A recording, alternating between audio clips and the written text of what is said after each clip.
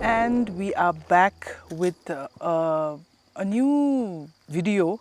Segment. It's not even a segment. Is it a segment? But we are at the beautiful Temi Tea Gardens, and we thought we'd record this short video where we discuss the comments that we have received so far on most all of our videos, because we had been wanting to do this section where we talk about your comments, but since we haven't had time, the podcast itself is very long, so we thought we would do a separate video. And today we've got the opportunity because it's a beautiful location. Yeah. And I'm sorry for the phone. Yeah, You could probably have it on silent. But yeah, I mean, we are on our way to Namchi, and Loven and Chiring insisted that we stop here and do a touristy thing and get some work in. So, Yeah. And we are extremely, I for one, I'm delighted when we get comments, and jealous in a way, but carry on. yeah, and we wanted to also celebrate the first sort of criticism, let's say, in a comment, because till now we've been receiving mostly really good positive reviews, positive comments about how they like the podcast, what we are doing and all that. So Yeah, because it's probably, I think so far, only our friends who are watching this. and I'm also, I also suspect either it is Mr. Pemawangchik or Mr. Loven Lama who have, used a fake ID to post that comment, because the critique is about me. It is about the lady who needs to do more research. The lady who needs to do more research, and and she's not very sure about what she's saying, just like I am right now. So I think, we are thankful to all kinds of feedback. So I take that feedback very positively, and will definitely work more on doing more research and being more sure about myself when I speak. Yeah. I was saying, I'm kind of jealous because Chiring gets a chance to improve. Because there is actually a feedback there about us. So, that's how we, honestly, that's really, honestly speaking, that's how we like to look at feedback that we receive. The criticisms and the negative comments are a way for us to improve. Yep. So, which is why I'm jealous that Chiring gets something to work on, unless I'm so perfect that. You are perfect. Yeah. But, the other thing I wanted to say is that because he is here, I don't feel the need to do research, because he knows everything. Mr. Pema knows it. Or claims to know just, everything. I'm just joking.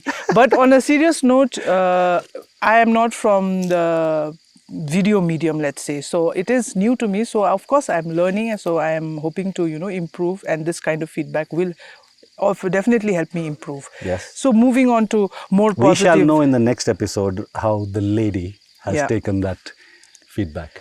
So, one nice comment that I saw was from someone called Shimtuk. He or she has written, I enjoyed my morning tea with your latest episode and loved every minute of it. The topics were spot on and had a few chuckles too, LOL. Looking forward to the next one. Keep them coming. My tea and I are ready for round 2. Yes. Thank you so much, Shimtuk, for your comment. I think, I really like this comment. Yes, it's always delightful. We might say that we like criticism, but we love when there is positive feedback as well. Oh, and so don't stop those, please. The first feedback I forgot to mention, it was from someone called LUA. I don't know how to pronounce LUA and some numbers. And then we have another comment from Roser GRG. I'm guessing it's Gurung. Been following Sikim Co since that Tadung video with Upendra. Kudos for frequent uploads. Wishing you all the best. Keep bringing up the issues. Yeah, that was a ground report that we did. An old video that we ran about the Joras of Gangtok. Yes, and we are working on more ground reports. Yes, definitely. And then we also have it's somewhat of a critical comment, I would say, but it's not very, it's somewhere in between. So this is from Shiori6301. I agree on many points. This is on the episode 7 about the Glof expedition and West Bengal protests and what else did we discuss in that episode? Hospital, the medical college issue. Better research. Yeah. I agree on many points, opinions laid out, but I do feel like maybe in your future episodes, You could have government officials to represent their side of the story and call them out publicly with these valid points. Shame them too, if need be, but involve them. Get them talking, have a debate, place your points and opinions, and let perspectives spell themselves out in fonts and sizes that the audience choose. Would love to see that happen. Yeah. Yeah. Which is true. It would be wonderful, but that's probably not the format that we are working on right now. It's so opinion based, and we are just imposing our opinions, and our views on the bureaucracy are like, even if they are not very accurate, they are very well known. So I remember this criticism had at one of the other meetings, someone had said, why don't you do more positive stories about the government? This was about 10 years back. And so once you pause on it for a bit, my response to that at that time, and I think it applies a bit to here, is that there are enough people, enough mediums, enough people, enough supporters who are already singing praises of the government. So we just occupying this space where we'll focus on the criticism, right? So we will not add the burden of being positive and good and accommodating. So with the government servants, also the same thing. I'm not... For one, I don't believe that we can paint everyone in the same brush. It's more institutional, not individual that we're talking about. And there are enough praise and awards that are coming their way anyway. Yeah. So let us be the ones who just focus on the criticisms. For I would also, for me, it is like, I think government employees are not very open to coming in front of the camera or speaking to the media about things. So I am not sure even if we invite them, if they would come. That has been my experience in the print media also. When you go to even get a quote, they'll say like, there was a time when the government offices had spokespersons, because they still do, yeah. They still do. Yeah. So it's not like we can just ask anyone and they'll, I will come. I mean, there we go again. Like, so I think the government departments appoint spokespersons, not so much because they want to have someone who knows what they're talking about, the department, and then inform the people accordingly. I think they appoint a spokesperson just so that everybody else gets the excuse of, sorry, we're not authorized to speak to the spokesperson, who will very conveniently never be available, or will say that, okay, I don't know what your details of what you're asking, so get back to me after some time when we get those details. So yeah, so there goes being accommodating. But I think down the line, yeah, sure, we could one day do a mutual roast and episode also, where we get someone representing government officers, they roast us, we throw back some. Also, kind of like a clarification. It's not really a clarification, but the podcast is supposed to be a conversational, it's supposed to be a casual conversation between Pema and I, that we want people to think that they are, listening in or they are overhearing us talk. That is the kind of, I think, vibe we are going for. It is not this TV show, that you are used to seeing where everything is very... So that is there, and plus it's opinions. So we could have calling guests and all that. I've been getting a lot of feedback regarding that also, to getting guests and all that. That is also there, but that would be a different... Experts. That would be a different kind of, I think, show. Sikim Co is thinking about that, but the podcast, I think, is a format that we don't just want rant. to... Yeah, we just You don't get a chance to give your side of the story. And we don't want to change that, I think. Yeah.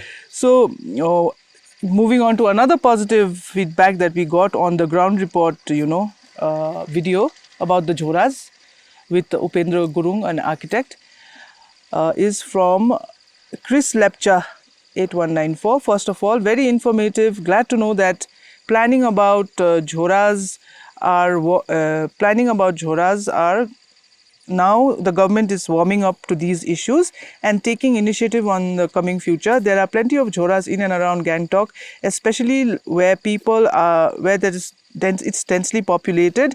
Arithang Joras are one of the most dangerous and garbage throwing spots, which people are not able to go. I mean, I think he means like where people are not even able to reach the garbage collection due to smell. Oh, okay. Wow. Okay.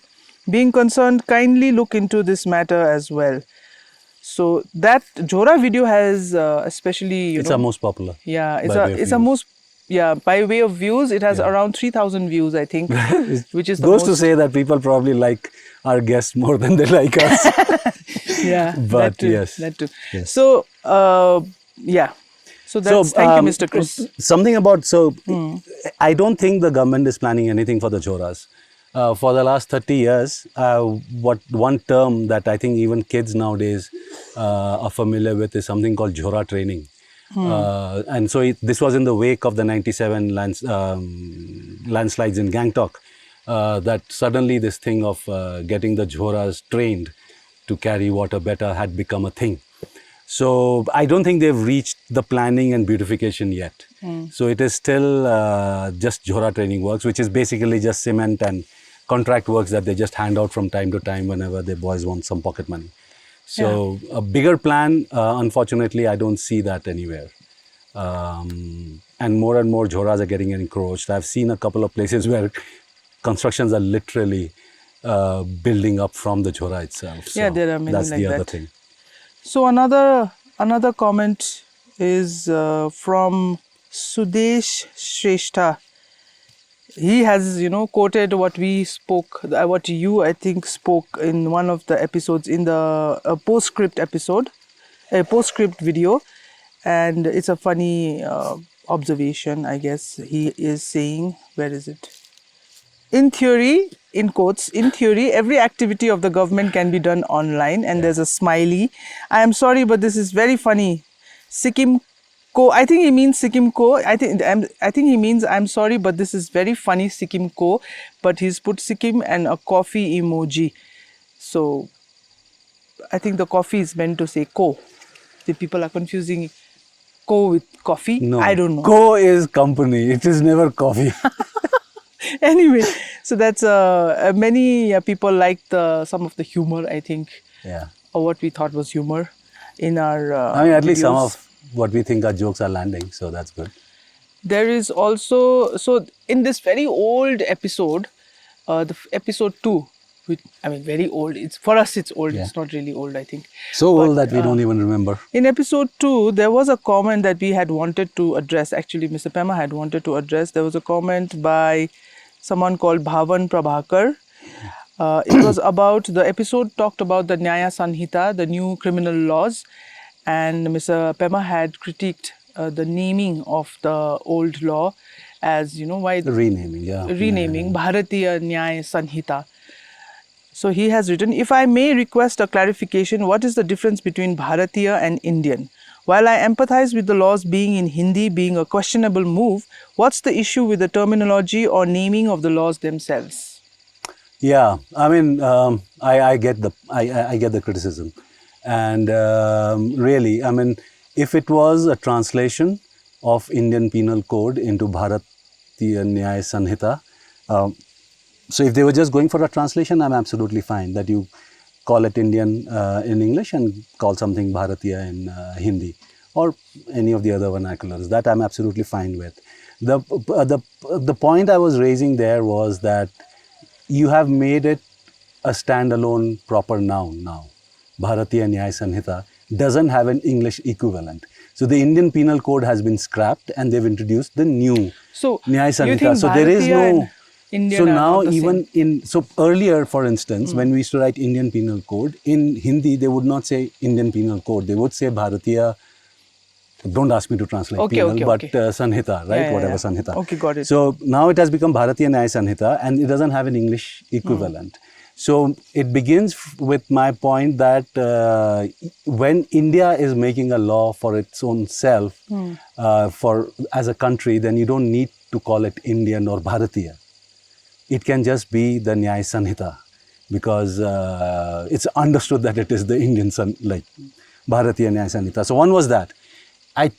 So when they added the word Bharatiya to it, and nowadays we are in an environment where we end up looking at everything for its intention, not so much as not at face value. So then when I look at the intent on why would they insist on having the country's name appended to the Nyaya Sanhita, was that, okay, they went for Bharatiya. Why did they go for Bharatiya? Is because they want to, it's a part of the whole Hindutva kind of extension. So that is why I had issues, and I completely get the point why some people might not have an issue with it, or why some people might have an issue with me bringing up that point as well. So I get that point, but in opinion, and how I feel is how I feel. Yeah. So it's his opinion, and I think we've had this discussion before. Opinions, you cannot really have problems with someone's opinion in the sense, I mean, you could try to change my mind. You could try and convince the other person to change their mind, put forth your argument of why you think that opinion, you do not like that opinion. You are free to dislike I am realizing increasingly, you know, I mean, we're seeing, and that I wish, I hope that we don't fall into that trap down the line, where we see both ends at present across the world and in India and in America and Europe right now, where you have the extreme, like, so the middle is kind of giving up its space. The center is not holding. So we've got the extreme rights and lefts dominating public discourse, where they are becoming increasingly intolerant of each other's views, which is not how I personally believe it should be. We should empathize and respect the beliefs that people hold while holding on to ours very strongly. So I hope we don't end up somewhere where we start mocking and rejecting outright opinions that people might hold. So I completely get it. I mean, this Bharatiya thing, I understand why people might think that I was just being a bit over the top, over woke, if that is even possible. That is possible. Yes, and so we need to, so please keep this coming in, because we don't want to reach there where we become intolerant while we are constantly talking against people who are being intolerant in our eyes. We don't want to end up there ourselves at the other extreme. So, yes. All right. Some 2 long comments I would like to read also, I think, before we end. Wrap up. Is that one from Kunzang Chuki. Interesting. Really loved watching this episode 7. Especially health department hospital issues. In the West, I don't think people in other parts realize, but during monsoon... This is West District. West Sikkim. Yeah. But during monsoon season, it is worst. Roads blocked, patients stuck in ambulance in between nowhere who need higher center care and management. Obviously, we don't have super specialists. Not many doctors try to do their best, not many doctors, but they try to do their best. But I think if government doesn't look into these issues now, the mortality rate will increase in few years in the West. This part of West is ignored and not talked about much, not the health sector, nor the roads. I don't think people prefer skywalk, ropeways over better health care system. I like the last line. Yeah. I mean, it is very heartfelt, isn't it? It's how the situation is on ground. And thank you for that. And thank God we got our comment right about which areas need focus. So, yes, and in fact, what we were discussing in that episode was this meeting the CM had with Jyotiraditya Scindia, donor minister, who was recently, that is episode whatever. And now Jyotiraditya Scindia was in Gangtok, and this big announcement was made where some 400 crores or something is being given for healthcare infrastructure. So hopefully Soreng and Gazing will get better appointed hospitals. All right. But if you remember, about 6-7 years back, a group of youth from West Sikkim, Gazing, had marched to Gangtok, demanding that their healthcare infrastructure in the district be improved. So just imagine, in 6 years, those kids were ridiculed. That was under the SDF government. So it's about 6-7 years back. They were ridiculed, they were accused of being many things, but 6-7 years down the line, everybody agrees that the points being raised by SPYF, that is Sikkim Progressive Youth Foundation. Forum,